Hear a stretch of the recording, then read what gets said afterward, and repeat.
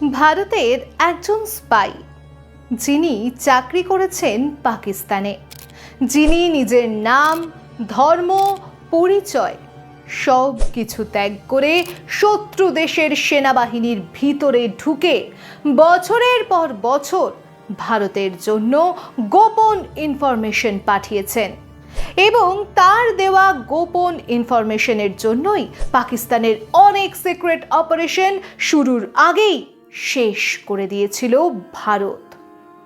আর এই সব এজেন্ট বলুন বা গুপ্তচর, এরা প্রত্যেকেই নিজেদের আইডেন্টিটি ক্রাইসিসে ভুগতেন। মানে ধরুন, এরা যদি কোনোদিন শত্রুপক্ষের হাতে ধরাও পড়ে যেত, তাহলে যে দেশের হয়ে কাজ করছিল সেই দেশই প্রথমে তাকে অস্বীকার করে। আর এই রকম ঘটনাই ঘটেছিল এই স্পাইয়ের সঙ্গেও। তিনি দীর্ঘদিন ধরে পাকিস্তানে ভারতের হয়ে কাজ করছিলেন, কিন্তু শেষ পর্যন্ত যখন তিনি ধরা পড়লেন, তখন ভারতীয় সরকার তার পরিচয় অস্বীকার করে। এমনকি ভারতীয় সরকার বলে দিয়েছিল যে সে ভারতীয়ই না। কিন্তু প্রশ্ন হলো, কেন? আর কে এই গুপ্তচর? নমস্কার, আমি স্বাতী। আজ রয়েছি আপনাদের সাথে। আজ কথা বলবো ভারতের ইতিহাসের অন্যতম সাহসী গুপ্তচর রবীন্দ্র কৌশিককে নিয়ে, যার কোড নেম ছিল ব্ল্যাক টাইগার। কিভাবে রবীন্দ্র কৌশিক ভারতীয় হয়েও পাকিস্তানে গিয়েছিলেন, কিভাবে রবীন্দ্র কৌশিক একজন ভারতীয় হওয়া সত্ত্বেও পাকিস্তানে গিয়ে পাকিস্তানের আর্মির মেজর পদে চাকরি করেছিলেন, আর কিভাবেই বা দীর্ঘ 8 বছর চাকরি করার পর ধরা পড়েছিলেন, আর ধরা পড়ার পর তার সঙ্গে কি করেছিল পাকিস্তানি সরকার, এই সবই পুরো ডিটেলসে জানবো আজকের ভিডিওতে। শেষ পর্যন্ত দেখতে থাকুন। আর আমেরিকার ইতিহাসের সবচেয়ে কুখ্যাত স্পাই আলড্রিচ এমসের অবিশ্বাস্য গল্প শুনতে ডেসক্রিপশন চেক করে নেবেন, লিংক দেওয়া আছে। 1992 সালের 11 এপ্রিল রাজস্থানের শ্রীগঙ্গানগরে জন্মগ্রহণ করেন রবীন্দ্র কৌশিক। তিনি ছিলেন একজন সাধারণ কলেজ ছাত্র, কিন্তু তার অভিনয়ের প্রতি ছিল গভীর আকর্ষণ। তাই তিনি কলেজ চলাকালীন গ্রুপ থিয়েটারে যোগ দিয়েছিলেন। তিনি বিভিন্ন অর্কেস্ট্রা পার্টিতে বা থিয়েটারে অভিনয় করতেন, আর এত ভালো অভিনয় করতেন যে দর্শকরা মুখ ফেরাতে পারতেন না। দীর্ঘদিন থিয়েটারে অভিনয় করতে করতে একদিন তিনি লখনৌতে ন্যাশনাল থিয়েটার ফেস্টিভ্যালে পার্টিসিপেট করেন, আর সেই থিয়েটারে ভারতীয় র এজেন্ট উপস্থিত ছিল। তার অভিনয় দেখে ভারতীয় রয়ের সদস্যরা মুগ্ধ হয়ে যান এবং গোপনে তার সঙ্গে যোগাযোগ করেন। এরপর রবীন্দ্র কৌশিক তার বাবাকে চাকরির বাহানা দিয়ে রাজস্থান থেকে দিল্লি চলে আসেন। এরপর তাকে দিল্লি থেকে অমৃতসরে নিয়ে যাওয়া হয়, আর শুরু হয় দীর্ঘ কঠোর ট্রেনিং। তাকে উর্দু ভাষা, পাকিস্তানের সংস্কৃতি, ইসলামী রীতিনীতি এবং গোপন যোগাযোগের স্ট্র্যাটেজি শেখানো হয়। সে মুসলিম এটা বিশ্বাস করানোর জন্য একদম নির্ভুলভাবে কোরআন পাঠও শেখানো হয়েছিল। এমনকি তার পরিচয় সম্পূর্ণ বিশ্বাসযোগ্য করার জন্য তার শারীরিক পরিবর্তনও করা হয়। এরপর তার ভারতীয় পরিচয়ের প্রায় সব সরকারি নথি শেষ করে দেওয়া হয়। এমনকি ভারতীয় সরকার রবীন্দ্র কৌশিককে একজন মৃত বলে ডিক্লেয়ার করে দেয় এবং তাকে নতুন পরিচয়ও দেওয়া হয়, নবী আহমেদ শাকির নামে। ফাইনালি 1975 সালে রবীন্দ্র কৌশিক পাকিস্তানে প্রবেশ করেন। সেখানে তিনি একজন সাধারণ ছাত্র হিসেবে করাচি বিশ্ববিদ্যালয়ে ভর্তি হন এবং ল নিয়ে পড়াশুনো শেষ করেন। ধীরে ধীরে তিনি পাকিস্তানের সমাজে নিজেকে এমনভাবে মিশিয়ে ফেলেন যে কেউ তার প্রকৃত পরিচয় নিয়ে সন্দেহ করতে পারেনি। কিন্তু যে উদ্দেশ্যে তাকে পাকিস্তানে পাঠানো হয়েছিল, মানে পাকিস্তানের সিক্রেট ইনফরমেশন কালেক্ট করা, সেটা এখনো পর্যন্ত করে উঠতে পারছিলেন না। তার এই কাজ কোথা থেকে তিনি শুরু করবেন বুঝে উঠতে পারছিলেন না। এমনই একদিন করাচি ইউনিভার্সিটির ক্যাম্পাসে বসে যখন তিনি নিউজ পেপার পড়ছিলেন, তখন তার মাথায় একটা আইডিয়া এলো। তিনি নিউজ পেপারে দেখতে পেলেন যে পাকিস্তানি আর্মি রিক্রুটমেন্টের বিজ্ঞাপন দিয়েছে।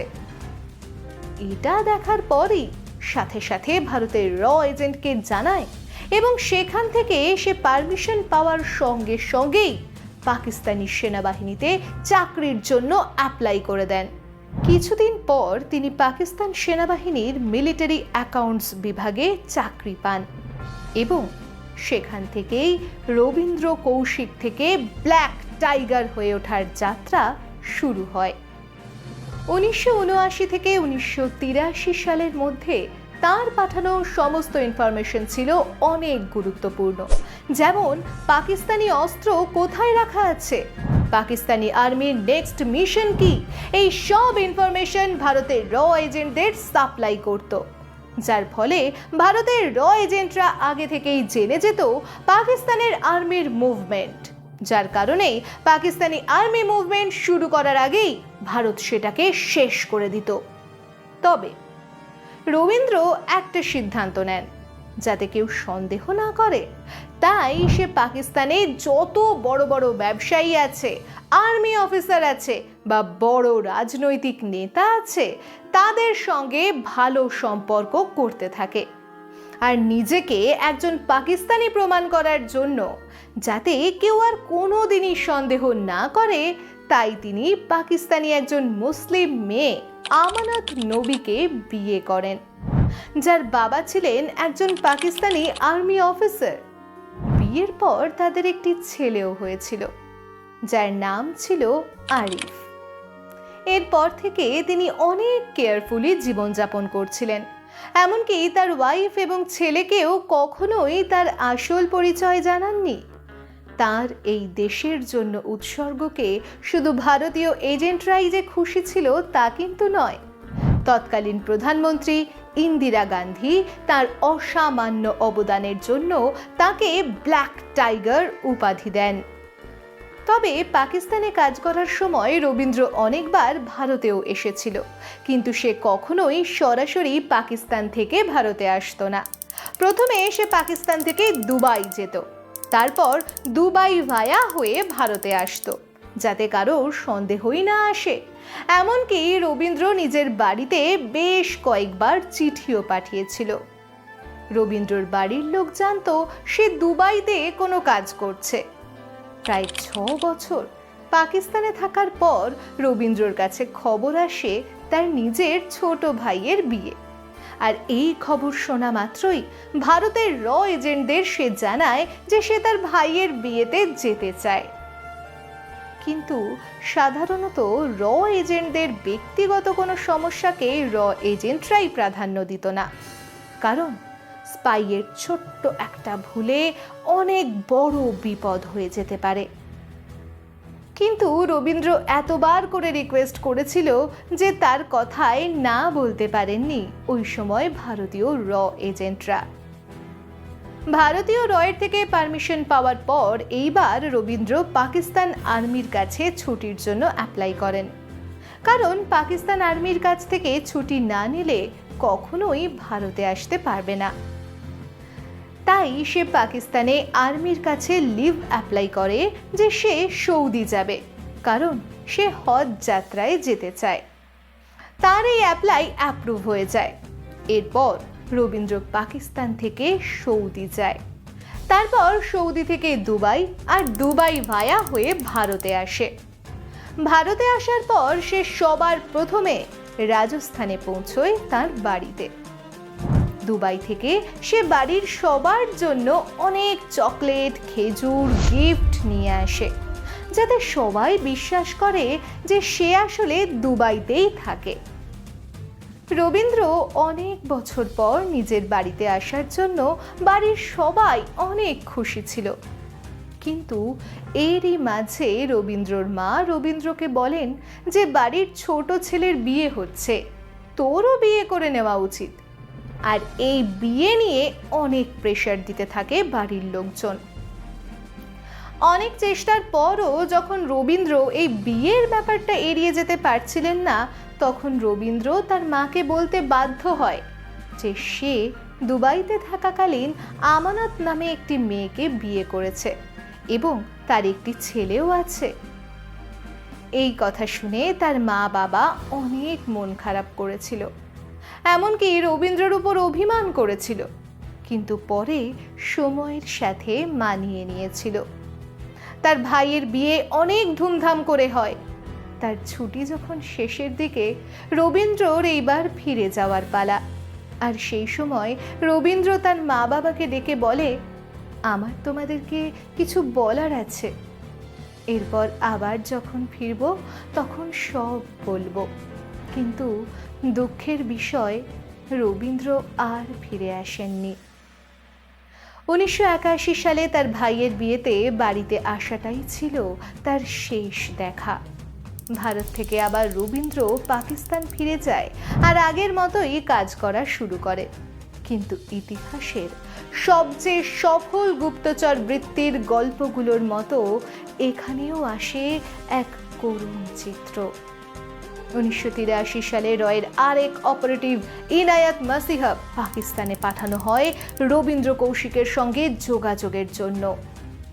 কিন্তু ইনায়াত ছিলেন ভারতের আন্ডারকভার র এজেন্ট। দুর্ভাগ্যবশত তিনি পাকিস্তানি গোয়েন্দাদের হাতে ধরা পড়েন। জিজ্ঞাসাবাদের সময় তার কাছ থেকে বেরিয়ে আসে রবীন্দ্র কৌশিকের পরিচয়। এরপরই পাকিস্তানি গোয়েন্দারা তাকে গ্রেফতার করে। গ্রেফতারের পর শুরু হয় নির্যাতন, দীর্ঘ জিজ্ঞাসাবাদ, একের পর এক কারাগার, মৃত্যুদণ্ডের রায় এবং পরে তা পরিবর্তন করে যাবজ্জীবন কারাদণ্ড। তিনি প্রায় 16 বছর পাকিস্তানের বিভিন্ন কারাগারে বন্দী ছিলেন। সেই সময় তিনি পরিবারকে কয়েকটি চিঠি লিখেছিলেন। সেখানে তিনি প্রশ্ন করেছিলেন, একজন দেশপ্রেমিকের জন্য কি এটাই প্রাপ্য? কারাগারের অন্ধকারে লেখা তার প্রতিটি চিঠি আজও ভারতীয় স্পাই ইতিহাসের সবচেয়ে বেদনাদায়ক ও আবেগময় দলিলগুলোর মধ্যে অমর হয়ে আছে। অবশেষে 2001 সালে পাকিস্তানের একটি কারাগারে অসুস্থ অবস্থায় তার মৃত্যু হয়। তার দেহ আর কখনো নিজের দেশে ফিরতে পারেনি।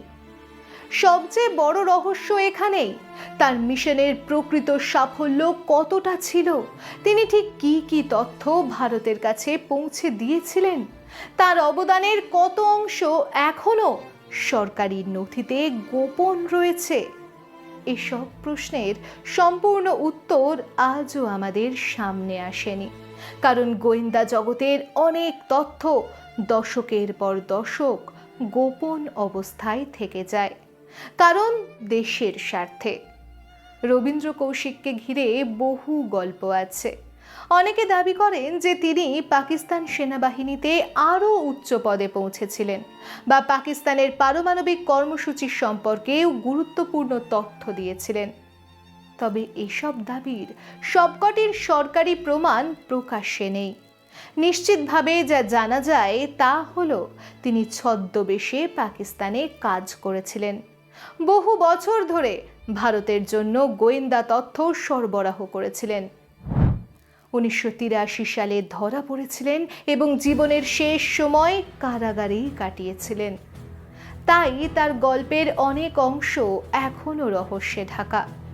রবীন্দ্র কৌশিকের জীবন আমাদের মনে করিয়ে দেয় যে ইতিহাসের সব নায়ক যুদ্ধক্ষেত্রে বন্দুক হাতে লড়াই করেন না।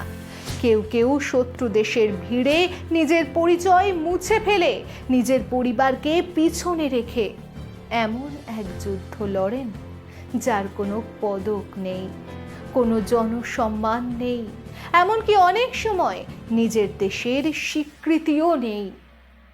ব্ল্যাক টাইগার ছিলেন তেমনই এক নীরব যোদ্ধা। তার গল্প শুধু স্পাইয়ের গল্পই নয়, এটি আত্মত্যাগ, সাহস এবং দেশপ্রেমের এক অসাধারণ অধ্যায়। আর হয়তো সেই কারণেই তার জীবনের বহু প্রশ্নের উত্তর আজও রহস্যের আড়ালেই রয়ে গেছে।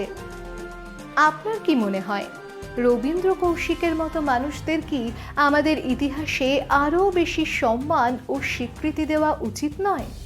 আপনার মতামত অবশ্যই কমেন্টে লিখুন। ভিডিওটি যদি ভালো লেগে থাকে তাহলে একটি লাইক করুন, চ্যানেলটি সাবস্ক্রাইব করুন এবং বেল আইকনটি অন করতে ভুলবেন না। কারণ ইতিহাসের এমনই অজানা তথ্য, অজানা সত্য, রহস্যময় ঘটনা এবং বাস্তব গুপ্তচর কাহিনী নিয়ে আমরা নতুন নতুন ভিডিও নিয়ে আসি। আমি স্বাতী আজ এখানেই শেষ করছি। আবার দেখা হবে ইতিহাসের আরেকটি অবিশ্বাস্য সত্য ঘটনার সঙ্গে। ধন্যবাদ। জয় হিন্দ।